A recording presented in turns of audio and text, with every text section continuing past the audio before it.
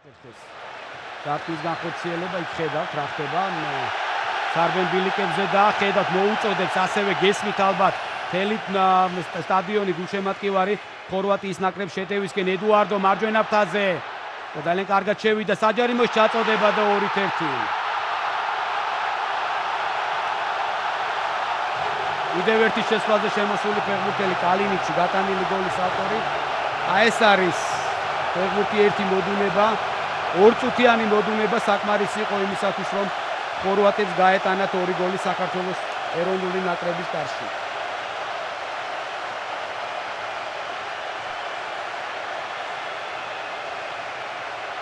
აქტიურად ზედიზედ მეორე შეტევა დასრულდა გოლით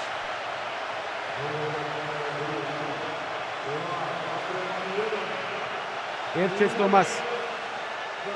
მოყვა მეორე შეცდომა ედუარდო ვერ გააჩერეს ედუარდომ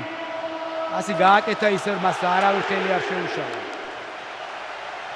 და არ შეიძლებოდა ესეთ სიტუაციიდან ისეთი მარტივი პასის გაკეთება და ფორვარდმა ითამაშა ისე რომ არც ერთი ფეხბურთელი მას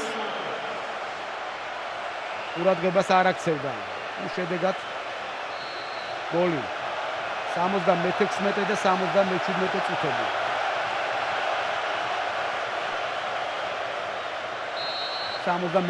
თუმცა ამას ახლა არცებითი მნიშვნელობა არ აქვს